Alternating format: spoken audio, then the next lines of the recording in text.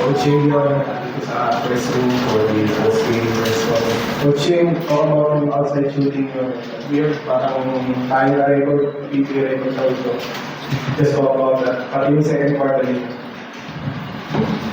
Hindi namin masyadong iniisip yung mga record, no? We just try to play our game, be consistent with our style of play. We try to give our rookies some live game experience today, so we try to give them extended minutes and try to rest our regular guys for future battles. And we have 7 wins. 7 wins assures you of a quarter spot. So pwede na kaming mag-isip ngayon ng twice to beat. So ang kwenta namin sa twice to beat, mga 9 na panalo. So kailangan pa ng mga 2 panalo para mga twice to beat kami. So yun lang nasa isip namin. Yun nga, aside from yung kanina, I thought I could take the risk of playing our rookies more minutes and give them game experience para tumibay sa future.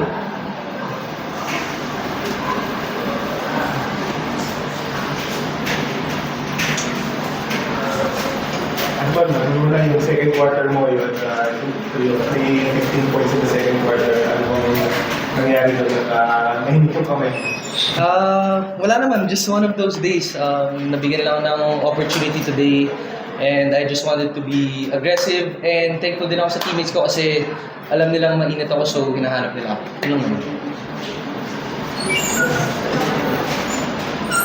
Coach, ako yung rate yung rookies nyo kanina, pinasok mo sila, doon na bumaba rin na kami. Yun nga, sinusubukan ko sila. No? Actually, of course, it's always a risky move, no? But at the same time, hindi ka naman talaga aasenso kung hindi mo bibigyan ng pagkakataon na masubukan sila sa yun nga, live game situation. Nakikita ko sila sa practice, masipag, they're hard workers, and they deserve a chance. No? Yung 8 minutes kanina, pinagtrabahuhan nila yun. At nasuklian naman, actually, masaya ako dun sa performance nila. What about your defense? Kasi sa point na si Ali at only 2 points ata in the first half. Parang huli na lang ata siya nakascore. Yeah. A lot of people really don't notice the way we play defense, no? Kasi tingin nila we're a high-scoring offensive team. But tingin ko hindi ka pwedeng maka 7-0 ng mahina ka sa depensa. No? So, okay lang din yun kung hindi nila napapansin yun. Actually, that's better for us. Na baka hindi ka masyado na paghahandaan kung hindi nila alam, no, yung mga strengths mo or weaknesses mo. But mostly it's because naka-focus dun sa offense namin yung attention siguro ng mga ibang tao. But the way we practice, it's the same intensities, the same aggressiveness, offense and defense. Yun lang din ang bilin ko sa kanila, no? Na we play the same way every day in practice and translate that into the game. Coach, mababa kayo na. After that back-to-back schedule ng conversion sa Liga, ngayon, election. Yeah, yun nga maganda, no? Magpahinga ka na alam mong nasa quarters ka na. No? Yung 7 wins, sigurado ng quarters yun.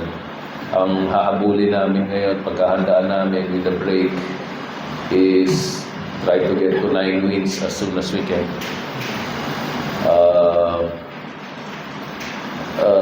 Yun nga, I think it's also valuable that guys who were regular in the rotation got their rest today, got their kumbaga relievers playing a lot more. Maski si JJ, binawasan namin yung minutes, pero kahit bawas yung minutes niya, naka-triple-double pa rin siya. So, that's how valuable it is. Coach, thank you. Okay, thank you.